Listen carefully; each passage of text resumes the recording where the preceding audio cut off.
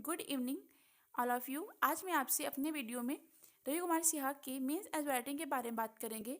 वो हिंदी मीडियम के एस्पिरेंट थे। उन्होंने 2021 में 18वीं रैंक लाई हुई है। तो हम उनके नोट्स से एक आइडिया लेंगे कि कैसे हम कर सकते हैं। तो जो ये नोट्स है तो मैंने खुद से लिखा है, ये समझने की कोशिश की है अपने हाथ से कैसे हम उन्होंने एक पॉइंट को लिखा हुआ है। क्योंकि अगर आप कोई चीज़ देखने ज़्यादा अगर आप उसको लिखते हैं तो आपको ज़्यादा अच्छे से तैयार होगा। तो ये नोट्स मेरे हैं, मैंने उनकी कॉपी की हुई है। तो आज हम उनके जो भी उन्होंने लिखा है जिस बात को पूरा देखेंगे कैसे हम एक अच्छी आंसर राइटिंग कर सकते हैं। तो उन्होंने ये ऐसे में उन्होंने ऐसे लिखा हुआ है।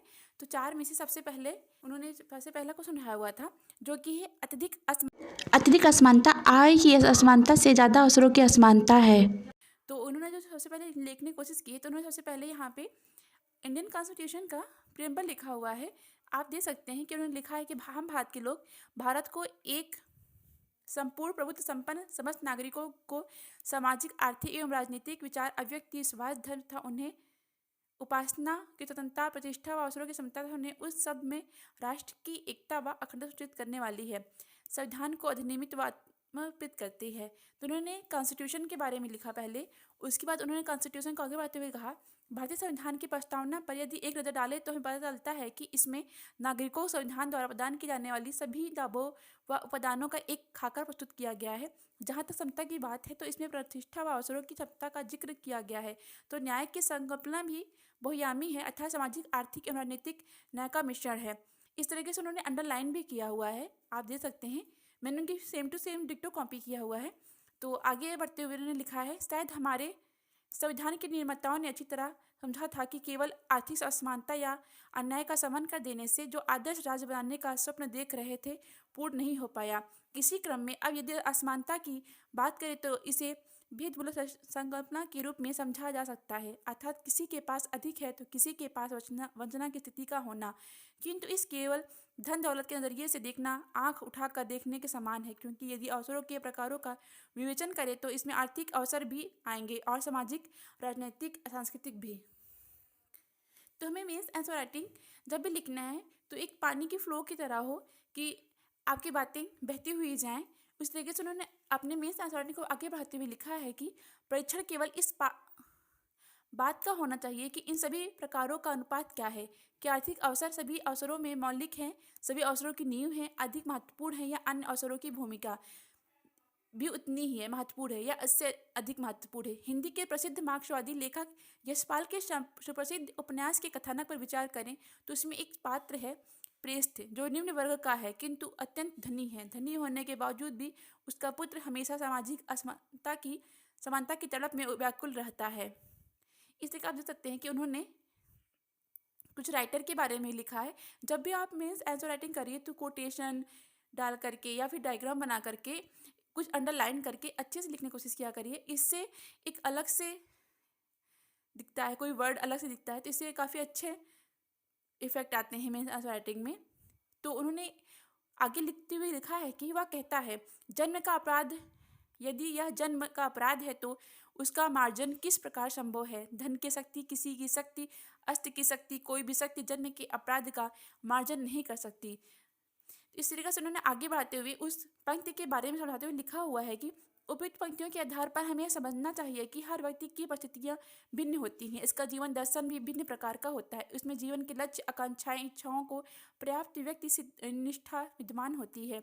इसी प्रकार व्यक्तियों की असमानता के संदर्भ में यह भी मतों और राज्यों से भिन्नता होती है। यह भिन्नता इस लिहाज की शुरुआत से चली आ रही है। मनुष्य के इतिहास के पन्ने पलटने पर पता चलता है कि प्रारंभिक समाज एक समतामूलक समाज था किंतु जैसे जैसे मानव विकास करता गया वैसे वैसे समाज में सोपान क्रम का विकास होता गया। अन्य भेद जहाँ यूनान में अभिजातता साधारण वर्ग का था उनके मिथुकों में अमर देवता व वर्णशील मानव का भी था। इसी तरह से उन्होंने पहले भारत के एक लेखक के बारे में बताया, फिर मार्क्सवादी लेखक के, उसके बाद वो यूनान के बारे में, यूरोपीय कंट्री के बारे में पहुंच गए। तो उन्होंने आगे लिखा हुआ अरस्तु के बारे में बात करते हुए लिखा हुआ है कि अरस्तु की नज़र में स्वामी व दास का भी था तो पुरुष व नारी का भी था। वह भारतीय समाज में यह बड़ व्यवस्था के स्वरूप से परिवर्तित होकर जाति व्यवस्था के मॉडल के रूप में सामने आया, जहां जाति के आधार पर खान पान, रहन सहन, व्यवसाय, विवाह, भ्रमण आदि के संदर्भ में विभिन्न योग्यताओं निर्धारित कर दी गई। यह ध्यान देना आवश्यक है कि ये विभाजन आर्थिक आधार को मुख्य आधार व मानकर प्रमुख आधारों के एक भाग के रूप में मानते थे। इतिहास में सुधार आंदोलन भी हुए थे। तो इस तरह देख सकते हैं कि उन्होंने पहले भारत, उसके बाद यूरोपीय कंट्री के मार्क्सवादी लेखकों को मैंने बताया, फिर उन्होंने थोड़ा सा इतिहास पर भी अपना ध्यान दिया है। इतिहास में उन्होंने लिखा हुआ है कि इतिहास में यदि सुधार आंदोलन भी हुए तो वे केवल आर्थिक स्तर पर समानता की बात नहीं करते थे, या यूँ कहें कि तत्कालीन सुधारों में सभी वर्ग जातियों के समान दर्जा देने की बात कही गई। इसका से आप देख सकते हैं जितने भी इतिहास में आंदोलन हुए जाति पाति को लेकर के, उसके बारे में थोड़ा सा उन्होंने उस पर भी प्रकाश डाला हुआ है।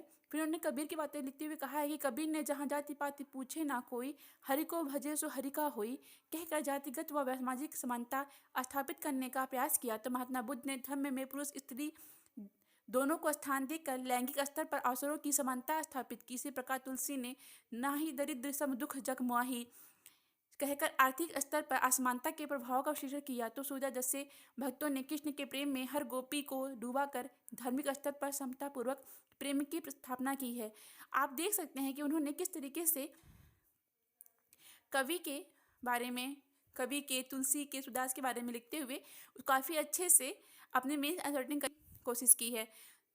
तो अगर आपको मेंस आंसर राइटिंग करनी है तो आपको पूरा ध्यान देना होगा किस तरीके से आप एग्जामिनर को, जो भी आपकी कॉपी चेक कर रहा है, उस पर अच्छा इफेक्ट डालें कि वो आपकी आंसर राइटिंग से खुश होकर के आपको अच्छे मार्क्स दे।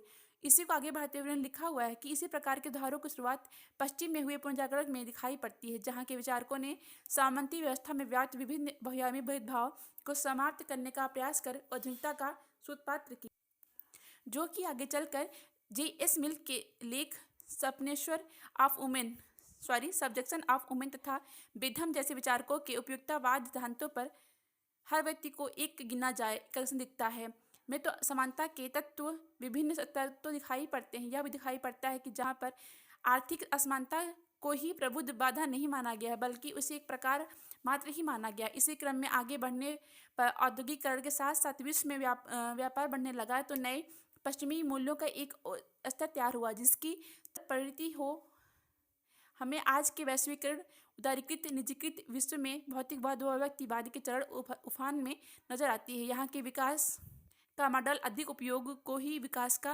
पैमाना मानता है और अधिक उपयोग होता है। अधिक द्रव्य धन एवं दौलत से आज के समय में पैसा खुदा तो नहीं है, किंतु खुदा से कम भी नहीं है। पैसा बोलता है, जैसे विचार आधुनिक पीढ़ी के मस्तिष्क में सर चढ़कर बोलते हैं। इसी कारण आर्थिक असमानता को ही असमानता के प्रमुख उपकरण के रूप में देखा गया। तो आप देखिए यहाँ पे पहले उन्होंने दार्शनिक की बातें की, उसके बाद इतिहास में गए, इतिहास में कैसा माहौल था, कैसे जाति पाति की बातें होती थी, उसके साथ कैसे युवा पीढ़ियाँ आजकल की पैसों के पीछे भागती है, उसकी बात करते हुए अच्छा इफेक्ट डाला है। उसके बाद देखते हैं कि मार्क्स ने अपनी पुस्तक दास कैपिटल में आर्थिक पक्ष को संपूर्ण पक्षों में मूलभूत माना है, तो थॉमस पिकेटी ने भी अपनी हालिया पुस्तक capital in the 21st century में पूंजीवादी व समानता का विवेचन आर्थिक नियंत्रण पर कर इससे लोकतंत्र हेतु खतरा बताया है। किंतु यह भी सर्वज्ञान है कि मार्क्स के सिद्धांतों पर बना सोवियत संघ भी बिखर गया, क्योंकि वहाँ अधिक असमानता के प्रयास तो हुए, किंतु राजनीतिक स्वतंत्रता व अवसरों को दबाया गया। विचार करने योग्य बात यह है कि भारतीय समाज व अन्य समाजों में भी हमेशा से आर्थिक तत्व को उतना महत्व नहीं मिला जितना आज मिलता है। भारत में प्राचीन समय में अर्थ तत्व की उपेक्षा की जाती थी, धर्म व मोक्ष तत्व का अधिक बल दिया जाता था। हजरत मोहम्मद ने भी ईश्वर की नज़र में पुरुष नारी व सभी को एक समान मानता का समता मूलक समाज की स्थापना करने का प्रयास किया है।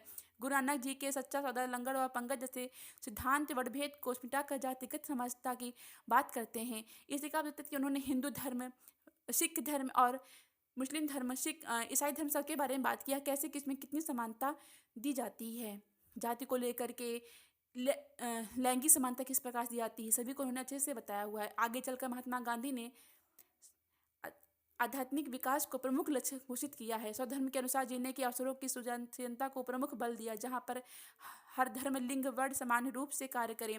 अन्य पक्षों के रूप में कुछ उदाहरणों द्वारा समझा जा सकता है कि केवल आर्थिक असमानता से अवसरों की असमानता अधिक तीव्र होती है। जैसे संयुक्त राष्ट्र संघ के मानव विकास सूचकांक में 3 आयामों में प्रति व्यक्ति आय को 1/3 सारांश दिया गया है, जबकि विश्व शिक्षा व स्वास्थ्य को शेष 2/3। बहुआयामी गरीबी का सूचकांक में भी आर्थिक पक्ष का महत्व उतना नहीं है। यदि रोजगार, शिक्षा, पानी, बिजली आदि अवसरों को प्रदान किए बिना केवल आर्थिक दर बढ़ाई जाए, इसमें केवल आंकड़े ही बढ़ेंगे, वास्तविक विकास निर्धारित ही रहेगा।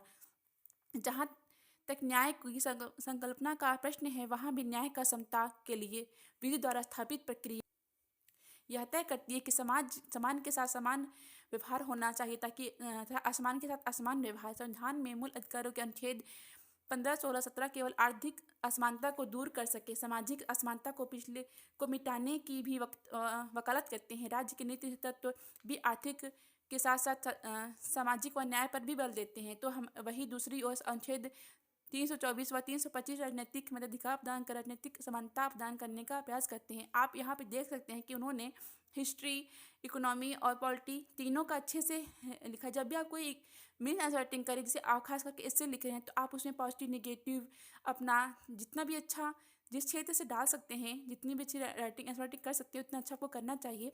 तो आगे हम बढ़ते हैं। तो अंतिम रूप से यही कहा जा सकता है कि यदि संपूर्ण अवसरों की असमानता एक वृक्ष है, तो आर्थिक असमानता, जिससे आर्थिक अवसरों की असमानता भी कहा जा सकता है, इस वृक्ष एक शाखा मात्र ही है।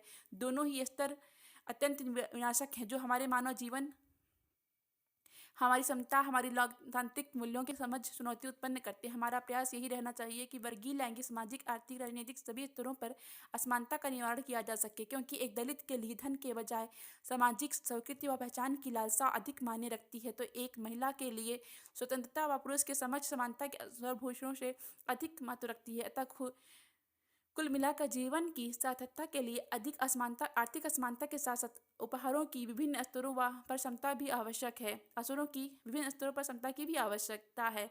जैसा कि दिनकर ने कहा भी है कि जब तक मनुज का सुख भाग नहीं समा होगा, संमित न होना कोलाहल रण नहीं होगा। सामित न होना कोलाहल रण नहीं होगा। इस तरीके से उन्होंने दिनकर जी की पंक्ति के साथ इस आंसर राइटिंग का अंत किया हुआ है। तो आप इस तरीके से हम मीन्स आंसर राइटिंग हिंदी में कर सकते हैं। तो रवि से झाक करके नोट्स का मैंने अपने हैंड राइटिंग में आपके सामने एक आइडिया लाने की कोशिश की है, कैसे आप मीन्स आंसर राइटिंग कर सकते हैं, और ख़ुद भी इस बात पर पूरा फोकस किया। जैसे मैं लिख रही थी, तो उससे मुझे भी आइडिया हो रहा था किस तरीके मुझे मीन्स आंसर राइटिंग करनी है। इसी के साथ आज का ब्लॉग यहीं समाप्त होता है। अगर आपको मीन्स आंसर राइटिंग के बारे में और भी वीडियो देखनी है और भी जानकारी लेनी है, तो मैं मीन्स आंसर राइटिंग पे काफ़ी वीडियो बनाया है, आप वहाँ दे सकते हैं। इसी के साथ आप टेलीग्राम पे उनका PDF भी पा सकते हैं। Bye bye, take care.